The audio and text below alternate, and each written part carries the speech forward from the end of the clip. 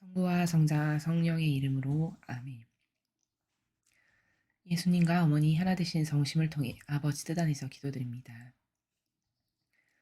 하나님 아버지, 이 세상이 창조주이신 하나님 아버지와 화해할 수 있는 자비를 베풀어 주시옵소서.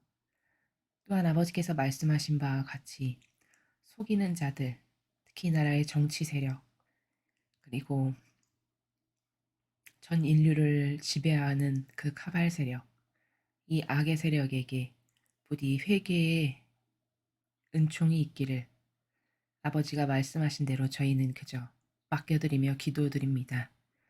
부디 정의의 시간이 닥치기 전에 그들이 회개하여 아버지께서 원하시는 한 명이라도 더 지옥에 가지 않기를 바라시는 아버지의 그 사랑에 인류가 올바른 화답을 할 수 있도록 이 속이는 자들이 마지막 기회를 잡을 수 있도록 자비를 베풀어 주시옵소서.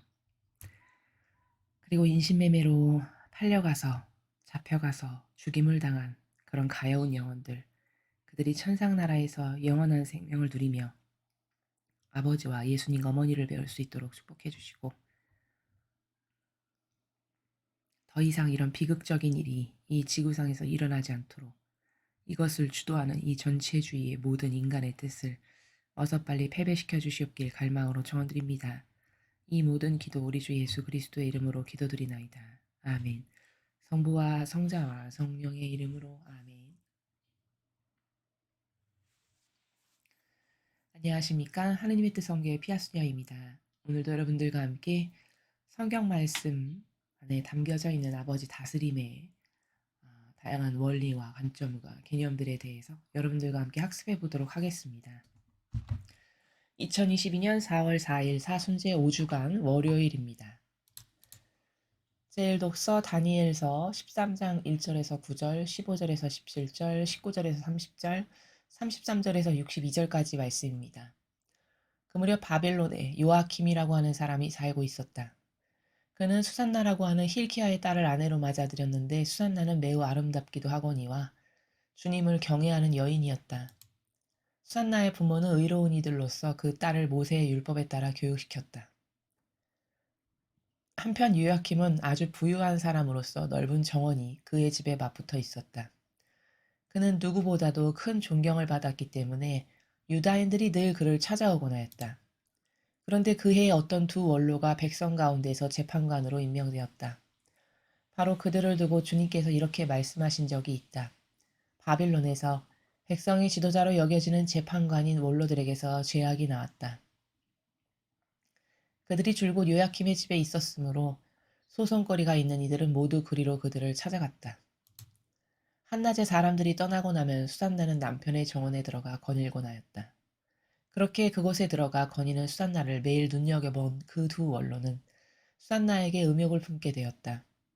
그들은 양심을 억누르고 하늘을 보지 않으려고 눈을 돌린 채 의로운 판결조차 생각하지 않았다. 그들이 알맞은 날을 엿보고 있을 때 수산나가 여느 때와 마찬가지로 하녀 둘만 데리고 정원으로 들어갔다. 그리고 날이 무더웠으므로 그곳에서 목욕을 하려고 하였다. 거기는 숨어서 수산나를 엿보는 그 두 원로 말고는 아무도 없었다. 수산나는 하녀들에게 내가 목욕을 하게 올리브 기름과 물분을 가져오고 정원문들을 닫아 걸어라 하고 말하였다. 하녀들이 나가자마자 두 원로는 일어나서 수산나에게 달려가 말하였다. 자, 정원문들은 잠겼고 우리를 보는 이는 아무도 없소. 우리는 당신을 간절히 원하오. 그러니 우리 뜻을 받아들여 우리와 함께 잡시다. 그러지 않으면 어떤 젊은이가 당신과 함께 있었고 바로 그 때문에 당신이 하녀들을 내보냈다고 증언하겠소. 수산나는 탄식하며 말하였다. 나는 꼼짝 못할 공경에 빠졌소.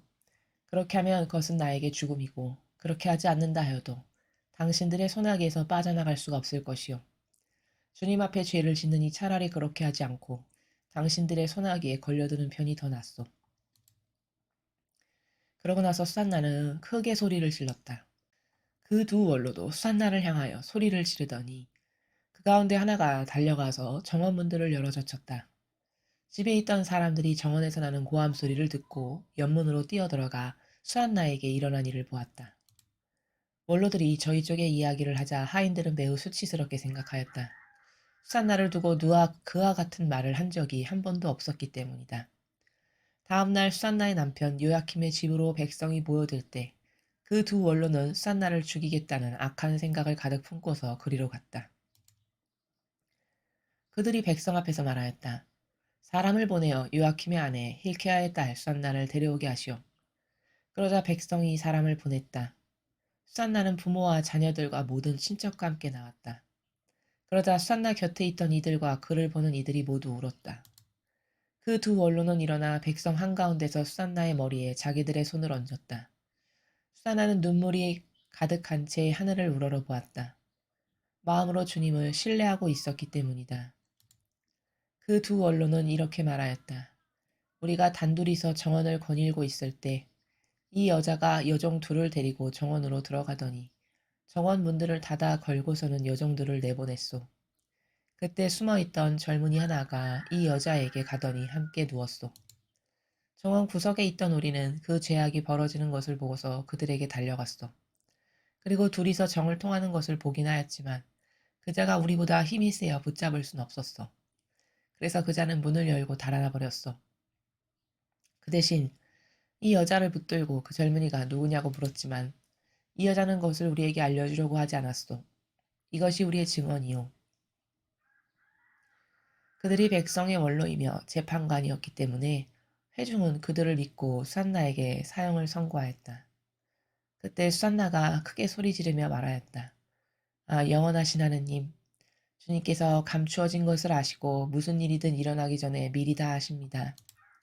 또한 주님께서는 이 자들이 저에 관하여 거짓된 증언을 하였음도 알고 계십니다.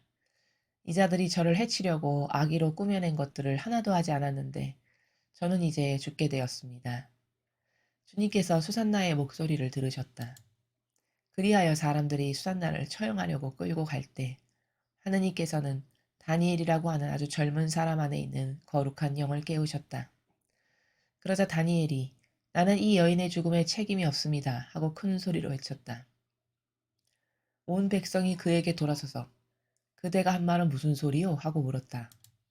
다니엘은 그들 한가운데에 서서 말하였다. 이스라엘 자손 여러분, 여러분은 어찌 그토록 어리석습니까? 신문을 해보지도 않고 사실을 알아보지도 않고 어찌 이스라엘의 딸에게 유죄 판결을 내릴 수가 있습니까? 법정으로 돌아가시오. 이 자들은 수산나에 관하여 거짓 증언을 하였습니다. 온 백성은 서둘러 돌아갔다. 그러자 다른 원로들이 그에게 말하였다. 자, 하느님께서 그대에게 원로 지위를 주셨으니 우리 가운데 앉아서 설명해보게. 다니엘이 저들을 서로 멀리 떼어 놓으십시오. 제가 신문을 하겠습니다. 하고 말하였다. 사람들이 그들을 따로 떼어놓자 다니엘이 그들 가운데 한 사람을 불러 말하였다. 악한 세월 속에 나이만 먹은 당신. 이제 지난날에 저지른 당신의 죄들이 드러났소. 주님께서 죄 없는 이와 의로운 이를 죽여서는 안 된다고 말씀하셨는데도 당신은 죄 없는 이들에게 유죄 판결을 내리고 죄 있는 자들을 놓아주어 불의한 재판을 하였소. 자, 당신이 참으로 이 여인을 보았다면 그 둘이 어느 나무 아래에서 관계하는 것을 보았는지 말해보시오. 그자가 유향나무 아래요 하고 대답하였다. 그러자 다니엘이 말하였다. 진정 당신은 자기 머리를 내놓고 거짓말을 하였소. 하느님의 천사가 이미 하느님에게서 판결을 받아왔소. 그리고 이제 당신을 둘로 베어버릴 것이요.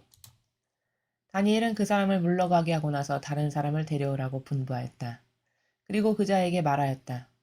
유다가 아니라 가나안의 후손인 당신. 아름다움이 당신을 후리고 음욕이 당신 마음을 비뚤어지게 하였소.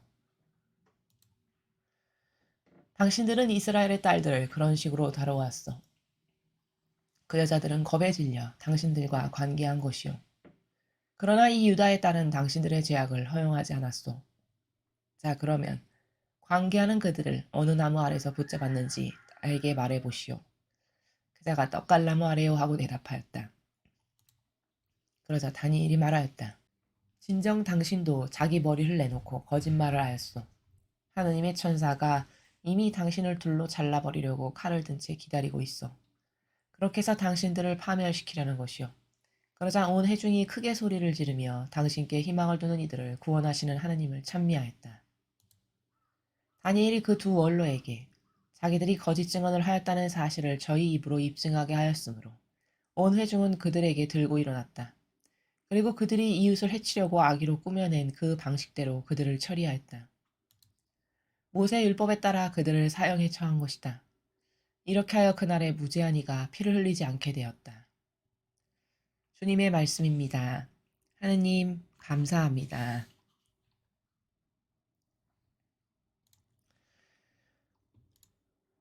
예, 지금 여러분께서는 굉장히 긴 내용의 그 독서를 읽으셨습니다.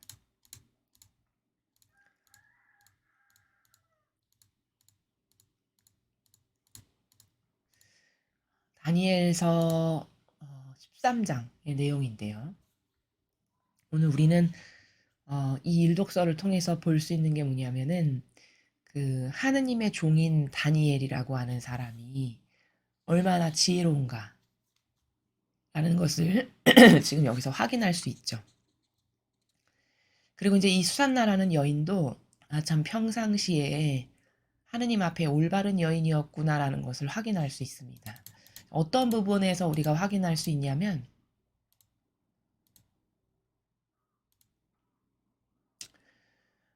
수산나가 여기 보면은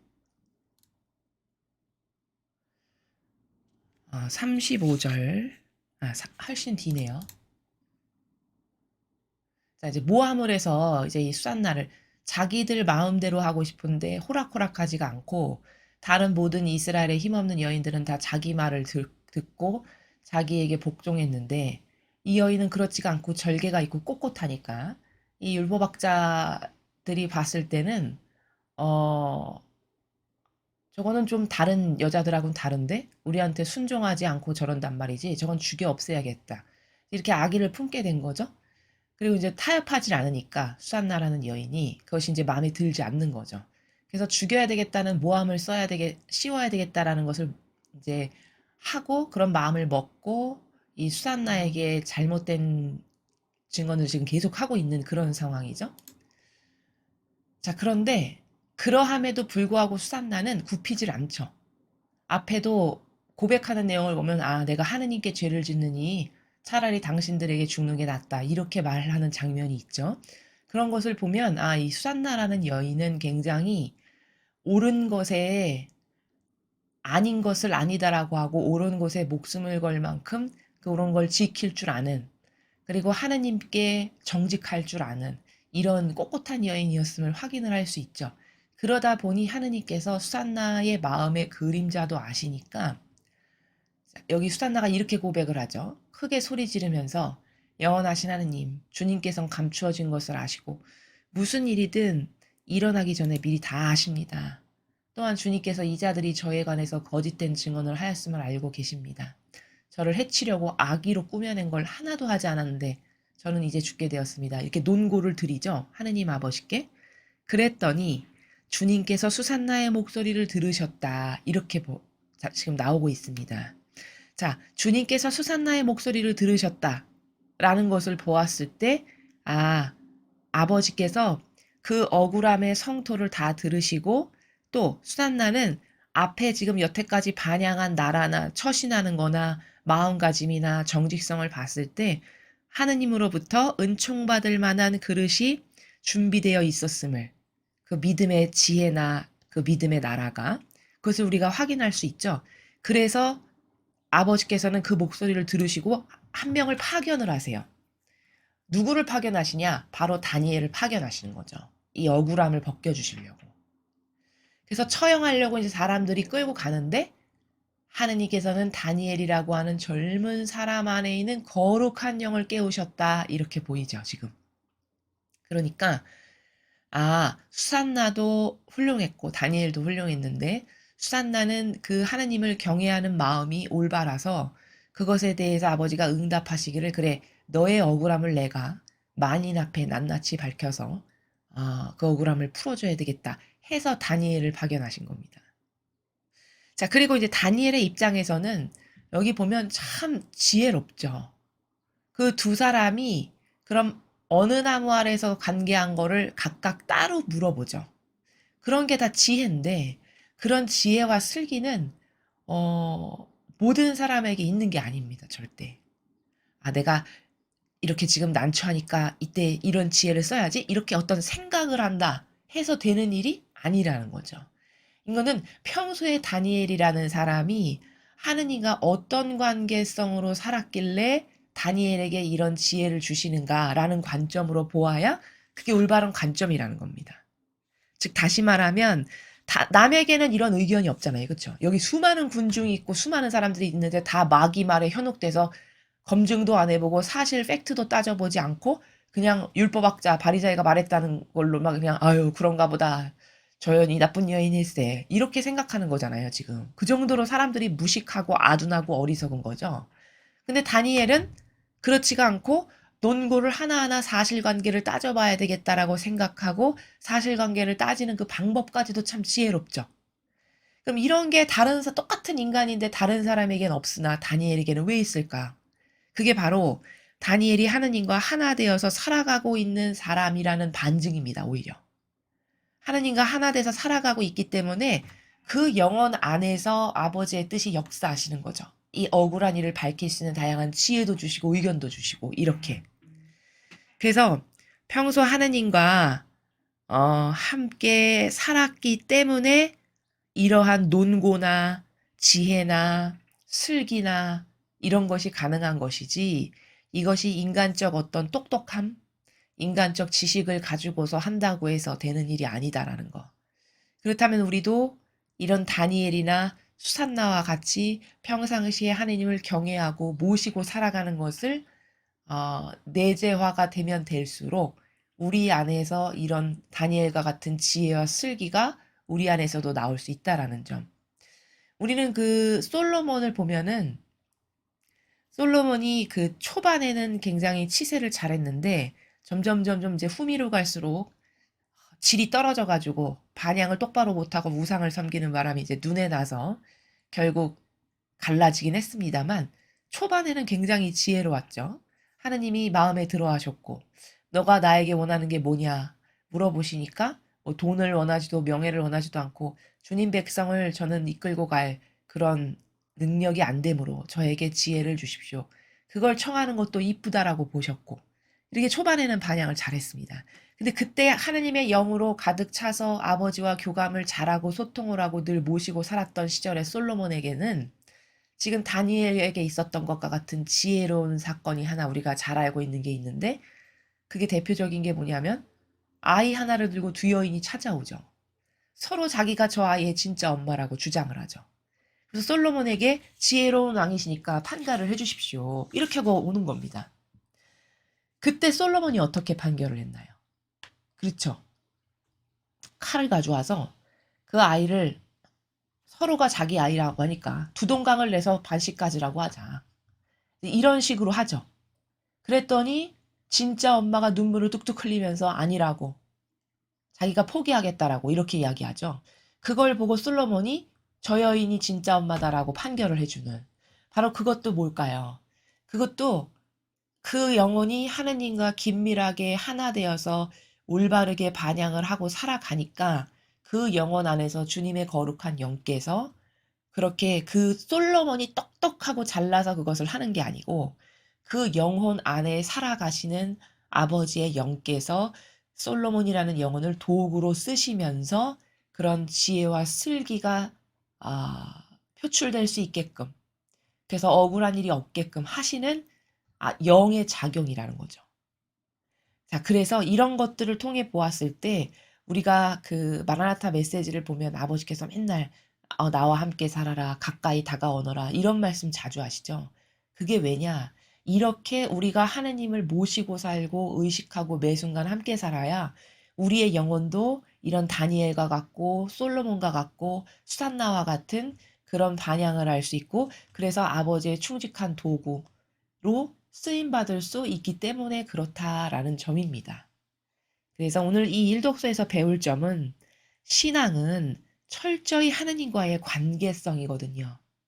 아버지와의 관계, 곧 신뢰의 영성의 관계를 어떻게 구축하는 건가, 어떻게 구현하는 건가가 신앙생활의 본질이고 올바른 신앙생활이란 이렇게 하느님과의 밀접하고 하나 되는 것을 구현하는 것이 올바른 신앙생활의 관건이다. 라는 것을 오늘 이 일독서를 통해서 확인하고 발견하고 그리고 깨달아서 우리도 이런 영혼이 될 수 있게끔 갈망하고 기도하고 인간적인 것을 버리고 이렇게 해야 하겠습니다.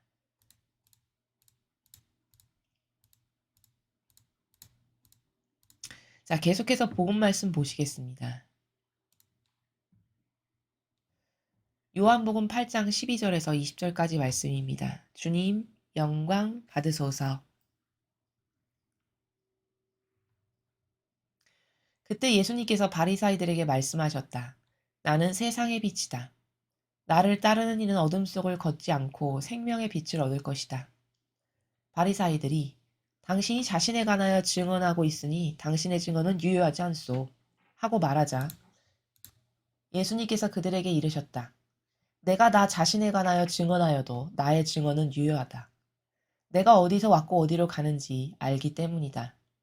그러나 너희는 내가 어디서 왔는지 또 내가 어디로 가는지 알지 못한다. 너희는 사람의 기준으로 심판하지만 나는 아무도 심판하지 않는다. 그리고 내가 심판을 하여도 내 심판은 유효하다. 나 혼자가 아니라 나와 나를 보내신 아버지께서 함께 심판하시기 때문이다. 너희 율법에도 두 사람의 증언은 유효하다고 기록돼 있다. 바로 내가 나 자신에 관하여 증언하고 또 나를 보내신 아버지께서도 나에 관하여 증언하신다. 그들이 예수님께 당신의 아버지가 어딨소? 하고 묻자 예수님께서 대답하셨다. 너희는 나를 알지 못할 뿐만 아니라 나의 아버지도 알지 못한다. 너희가 나를 알았더라면 나의 아버지도 알았을 것이다. 이는 예수님께서 성전에서 가르치실 때 헌금함 곁에서 하신 말씀이다. 그러나 아무도 그분을 잡지 않았다. 그분의 때가 아직 오지 않았기 때문이다. 주님의 말씀입니다. 그리스도님 찬미합니다.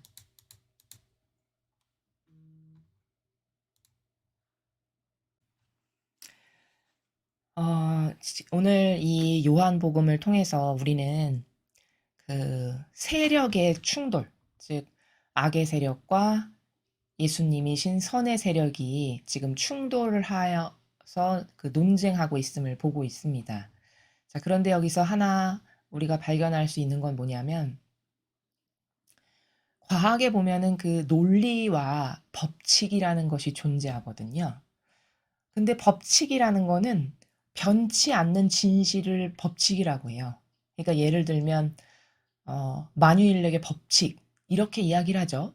모든 사람이 다 알고 있는 것 중에 하나의 예를 들면 그럼 그거는 왜 법칙이라는 단어를 붙여서 명칭이 된 거냐면 법칙은 불변의 진실을 법칙이라고 하는 거거든요.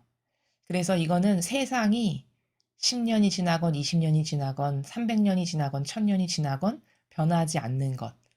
그래서 그것을 법칙이라고 부릅니다. 그래서 만유인력의 법칙이다 하면은 물건이 지구 중력 방향으로 여기서 놓으면 무조건 떨어진다는 거는 수십 년, 수백 년, 수천 년이 지나도 변치 않는 진실이죠. 그래서 법칙 이렇게 이름을 붙입니다. 자, 근데 논리다 하면은 논리는 수억만 가지가 존재할 수 있어요. 그건 사람마다 사고 방식의 차이에 따라 수억만 가지가 존재할 수 있는 거거든요. 그리고 특히 과학에서 논리다 하면은 어, 혹시 이럴 수 있지 않을까라고 해서 하나 세우는 건데 그 논리는 여러 가지 다양한 가설이 먼저 있어야 돼요. 이러이러할 것이다. 이런 환경 조건에서는 이렇게 될 것이다라고 하는 그 가설을 근거하여 하나의 어떤 논리를 이렇게 주장하는 그게 바로 논리입니다. 그렇기 때문에 논리는 참된 진실이나 사실이 아니에요. 그래서 인간은 이렇게 다양한 논리를 가지고 말을 해요. 오늘 지금 여기 바리사이나 율법학자도 마찬가지인데 그래서 논리는 어떤 다양한 가설이라던가 거기다 주석을 단다던가 하는 그런 사람마다 다른 인간적 의견의 나라 그걸 논리라고 한다라는 겁니다. 그러니까 이 논리에는 속성이 근거 없어요. 근거는 그냥 자기가 그렇게 생각한다. 자기 논리에 어떤 이유를 붙이면 그럴듯한 이유를 갖다 붙이면 얼마든지 될 수 있는 이런 게 논리예요. 그렇기 때문에 이거는 사탄이 주로 쓰는 방법입니다. 논리를 들고 나와서 뭔가를 말하는 거는. 오늘 인간의 논리와 신적인 나라에서 조목조목 진실과 사실만을 말씀하시는 법칙에 대한 충돌이고, 그 두 세력이 어떻게, 하나는 마귀 세력이고 하나는 하느님께 속한 선의 세력인데 어떻게 다른가, 어떻게 다른 그 세계의 차원에서 살아가고 있는가, 이것을 우리가 여기서 확인할 수 있습니다. 자, 그래서 논리는 이렇게 가설이나 주석을 달고 사람이 100명 있으면 100명마다 다 다른 논리 체계를 말하는 그런 마귀가 자주 쓰는 나라다. 그래서 이거는 속성적으로 근거 없는 걸 말하는 거고, 근거라는 건 다 자기의 의견, 자기가 그럴듯한 어떤 이유 되는 나라, 그런 게 다 논리의 체계의 나라고, 그래서 사탄이 이 논리를 자주 사용한다는 것. 그러나 법칙은 다 근거가 있어요. 근거라는 것은 참된 진실과 사실인 근거들만 가득한 세계. 그게 법칙의 나라입니다. 그래서 제가 늘 진리를 설명드릴 때 진리는 법칙입니다, 이렇게 말씀을 드리는 이유가, 만유인력의 법칙, 그것은 누가 와도 그 진실을 바꿀 수 없죠. 그렇죠?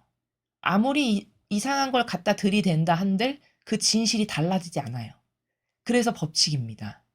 진리가 바로 그런 법칙의 나라라는 거고, 입증이 다 가능한 세계. 바로 입증이 가능한 게 법칙이다, 이렇게 이야기할 수 있습니다. 자, 그럼 지금 바리사이는 논리의 나라에서 이야기할 거고 예수님은 법칙의 나라에서 말씀을 하실 거거든요. 살펴보도록 하겠습니다. 바리사이에게 말씀하시기를, 나는 세상의 빛이다. 나를 따르는 이는 어둠 속을 걷지 않고 생명의 빛을 얻을 것이다. 이렇게 말씀하셨어요. 진실이죠. 법칙이고. 그러니까 바리사이들이 당신이 자신에 관하여 증언하고 있으니 당신의 증언은 유효하지 않소, 이렇게 말을 합니다. 자, 자기가 자기에 대하여 입증하고 말하고 있으니까 그것은 유효하다라고 말할 수 없다라고 바리사이가 지금 논박을 하고 있는 것이죠. 그랬더니 예수님께서 뭐라고 말씀하셨냐? 내가 나 자신에 관하여 증언하여도 나의 증언은 유효하다. 앞에 바리사이들이 당신이 당신 자신에 관해서 말하는 거니까 하나도 유효한 게 아니다, 자연법으로 그럴듯해 보이죠. 근데 예수님은 그것에 대해서 뭐라고 말씀하셨냐면, 내가 나 자신에 관해서 증언한다고 해도 그건 유효하다. 왜 유효하다고 말씀하셨을까요? 이거는 입증이 가능한 세계이기 때문에 유효하다고 지금 말씀하신 거예요. 자, 그러면 그 다음 줄을 보면, 내가 어디서 왔고 어디로 가는지 알기 때문이다. 그러나 너희는 내가 어디서 왔는지 또 내가 어디로 가는지 알지 못한다. 자, 앞에 바리사이가 논리로 들이밀기를 당신이 당신 자신에서 말하는 거니까 그건 다 틀린 겁니다, 잘못된 겁니다, 이렇게 이야기를 했어요. 그랬더니 그것에 관해서 예수님께서 내가 나 자신에게 대해서 증언하는 거라고 할지라도 유효하다. 왜 유효하냐면 그 모든 것을 증명이 가능하기 때문이야. 그런데 너희는 내가 어디서 왔는지 모르고 어디로 가는지도 모르지, 즉 다시 말해서 입증할 수가 없지, 이런 말씀이시거든요. 자, 그러면 예수님께서 지금 유효한데 내가 어디서 왔고 어디로 가는지 알기 때문이라고 말씀하신 이 내용, 어디로 가는지 안다는 거는 어떻게 입증이 가능한 걸까요? 그렇죠. 실제로 부활을 하셨고 승천하셨어요. 그런데 그 부활 사건과 승천 사건에 대해서 목격자가 있다는 거죠. 그러니까 부활하시고 승천하셨는데 그것을 사람들이 목격했으면 그게 입증이죠, 곧. 천상의 나라로 가신 입증. 그래서 이렇게 입증이 가능하니까, 목격 증인이 있으니까 내가 증언했다라고 해도 유효한 거다, 이렇게 지금 논증적으로 뒷받침하는 논고를 하나하나 다 차곡차곡 대시는 거거든요. 자, 그랬더니 너희는 사람의 기준으로 심판하지만 나는 아무도 심판하지 않는다. 자, 바리사이는 사람의 기준으로 너는 죄인이야, 너는 나빠, 다 단죄하고 심판하죠. 그게 하느님의 기준이 아니죠. 자신들이 변질시켜 만든 율법으로 심판하잖아요. 그렇죠? 그러니까 사람의 기준이라고 말씀을 하시는 거죠. 근데 그 인간의 기준은 다 틀렸잖아요. 진실이 사실이 아니잖아요. 또 10개의 계명을 613개로 변질시켰어요, 이들은. 그러면 하느님께서 주신 10개를 자신들의 이득을 위해서 그렇게 변질시켰다라는 그 사실 하나만으로도 악인데 이미 또 변질시킨 그것은 참된 진실과 사실에 근거한 게 아니라 기득권의 자기들의 이득을 위해서 변질시킨 거잖아요. 그러니까 그런 역겨운 여러 가지 속성들로 변질된 걸 가지고 너는 죄인이고 너는 악하고 너는 안 되고 너는 해도 되고 이렇게 하는 게 어떻게 가능하단 말입니까? 이건 말도 안 되는 거죠. 그쵸? 그러니까 그런 너의 변질시킨 율법으로 심판하지만 그러니까 너의 심판은 틀렸다 이런 말씀을 이렇게 하시는 거예요. 그렇지만 그 심판의 부당함에 대해서 지금 말씀하시는 거죠. 난 아무도 심판을 안 한다. 왜 심판을 안 하실까요? 아버지가 하실 일이다라고 생각하시는 거예요. 심판은 아버지만 하신다는 거죠. 또한 심판하러 오신 게 아니라 구원하시러 오셨기 때문에 나는 아무도 심판을 안 한단다. 그치만 너는 잘못된 변절시킨 너희들의 기준으로 남을 심판하잖아. 이런 말씀이시거든요. 그리고 내가 심판을 해도 내 심판은 유효하다. 자, 그리고 나는 심판을 안 하지만 설령 내가 심판을 한다고 해도 유효하다고 말씀하세요. 왜 유효할까? 나 혼자가 아니라 나와 나를 보내신 아버지께서 함께 심판하시기 때문이다. 자, 나와 나를 보내신 아버지께서 함께 심판한다. 이것은 하나 되신 관계성이잖아요. 두 분이. 예수님과 아버지는 하나 되신 관계죠. 그렇기 때문에 예수님께서 뭐를 심판하셨다는 거는 곧 고로 아버지가 심판하신 거랑 똑같다라는 의미입니다. 그렇죠? 그러니까 두 분이 심판하신 게 맞죠. 논고가 다 팩트고 진실이에요. 예수님이 말씀하시는 나라는. 그러니까 혼자 하는 게 아니라 둘이 하는 거니까 당연히 유효하지. 너도 아까 혼자 하면 하나도 유효하지가 않다며. 근데 둘이 하는 거니까 유효하지. 그래서 여기 17절에 또 논고를 대시기를 너희 율법에도 두 사람의 증언은 유효하다고 기록돼 있잖아. 근데 나 혼자 심판하는 게 아니라 나는 너가 너 눈으로 봤을 때 형상적으로 나밖에 안 보여서 내가 혼자 하는 것 같지만 본질의 나라에서는 내 안에 아버지께서 함께 사시기 때문에 아버지와 내가 같이 하는 거야. 그렇기 때문에 두 사람의 증언은 유효한 거니까 내가 심판을 해도 내 심판은 유효한 게 맞지. 이런 논고거든요. 정확하죠. 그쵸? 정확한 진실과 사실이죠. 이렇게 말씀을 하십니다. 바로 내가 나 자신에 관하여 증언하고 또 나를 보내신 아버지께서도 나에 관하여 증언하신다. 자, 내가 나 자신에 관하여 증언하고 또 나를 보내신 아버지께서도 나에 관하여 증언하신다. 자, 아버지께서도 예수님에 관하여 증언하신대요. 언제 증언하셨나요? 그렇죠. 대표적인 예가 세례 받으실 때. 세례 받으실 때 이는 내가 사랑하는 아들, 내 맘에 드는 아들이니 너희는 그의 말을 들어라. 이게 증언해 주신 거죠. 그렇죠? 그러니까 아버지도 증언하시지. 또 내가 나 자신에 관하여 증언한다는 건 뭐죠? 예수님이 하시는 다양한 진리의 말씀들, 수많은 기적과 치유와 이적, 표징들. 이런 게 스스로 어떤 분이신지를 스스로가 증언하고 입증하고 계시는 거죠. 그러면 자신도 입증하고 계시고 아버지도 세례 때 그렇게 입증을 해주시고 계시니 두 분이 입증을 하시는 거니까 그 입증은 참되다. 너네 법으로 따져도 이 일을 못 되네. 참되다라고 말할 수밖에 없네. 왜? 두 명이 증언을 하고 있으니까 이런 말씀이시죠. 그들이 예수님께 당신의 아버지가 어딨소? 하고 묻자 예수님께서 대답하셨다. 너희는 나를 알지 못할 뿐만 아니라 나의 아버지도 알지 못한다. 너희가 나를 알았더라면 나의 아버지도 알았을 것이다. 자, 예수님을 보내신 것은 하느님 아버지시단 말이죠. 그렇기 때문에 예수님이 어떤 분이신지 안다는 거는 하느님께서 어떤 분이신지를 안다는 말과 똑같은 말이에요. 그래서 예수님은 이런 것에 대한 올바른 인식이 부족하고 부재해서 제자들에게도 아니 필립보야 너는 나하고 이렇게 오랫동안 같이 지냈으면서 아니 아직도 나를 모른단 말이냐. 네가 나를 봤으면은 아버지를 이미 본 거다. 이렇게 말씀하시죠. 이게 같은 나라죠, 지금. 그러니까 사람은 겉에 보이는 형상에만 치우쳐서 사고방식을 하니까 예수님을 보면 예수님만 계시다라고 생각을 하는 거죠. 근데 사실은 예수님을 뵀다는 거는 그 안에 신성이신 하느님 아버지께서 용해되어 함께 살아가시는 거기 때문에 사실 하느님 아버지를 본 거랑 똑같은 거라는 거죠. 그것에 대한 이해가 참 어렵고 부재했던 거죠. 그래서 지금 19절에도 같은 나라에서 당신 아버지가 당신을 증언한다며. 근데 당신 아버지가 어딨어? 이렇게 이야기하는 겁니다. 눈에 보이지 않는. 근데 아버지는 내 안에 살아계시는 함께 하시는 분이니까 나를 봤으면 네가 곧 아버지를 본 거고 나를 만약에 알았으면 아버지를 알았을 텐데 이런 말씀이시죠. 이는 예수님께서 성전에서 가르치실 때 헝금함 곁에서 하신 말씀이다. 그러나 아무도 그분을 잡지 않았다. 그분의 때가 아직 오지 않았기 때문이다. 자, 성전에서 헝금함 곁에서 사람들, 군중들을 가르치실 때 말씀하신 나라라는 거죠.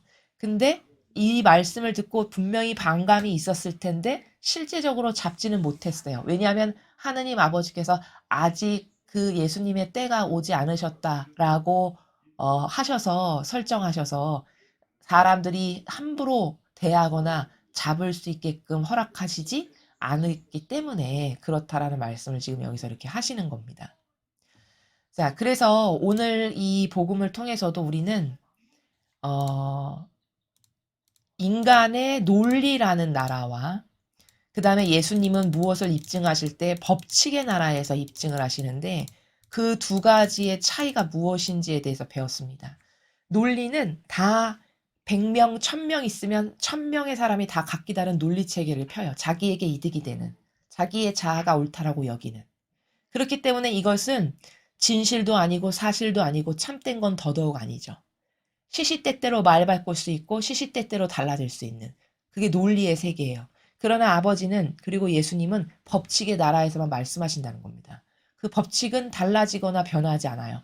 불변의 법칙, 진리에서만 말씀하시기 때문에 아무리 악이 교묘하게 다가와서 시비를 걸어도 왜 예수님이 한마디 하시면 거기다 입도 뻥끗 할 수 없냐면 그게 참된 거기 때문에 참된 거를 뒤집어 엎을 수 있는 논리 체계는 없죠. 아무리 머리를 굴린다 한들. 그러니까 그 참된 거를 뒤집어 엎을 논리 체계를 아무리 궁리를 해도 찾을 수가 없으니까 에이 죽여버리자 이렇게 되는 거거든요. 이렇게 되는 거예요. 그래서 우리는 이렇게 논리의 나라에서 말하면 마귀다라는 걸 하나 발견하게 됩니다. 다양한 논리. 사람마다 이유 붙이면 얼마든지 성립될 수 있는 게 다양한 논리들이거든요. 그 논리에서 뭘 주장하고 말한다. 그럼 다 그건 마귀다라는 거예요. 사고방식이. 무엇을 주장하고 말하려면 오늘 예수님처럼 이런 신적인 나라에서 이게 다 진실이기 때문에 빼도 박도 못할 진실이어서 여기다 토를 달 수가 없는 거거든요. 이런 진실의 나라에서만 이 진리에서만 무엇을 말하고 주장도 해야 된다. 그래야 내가 마귀에게 유린당하지 않을 수 있다는 점을 오늘 복음을 통해서 배웠습니다.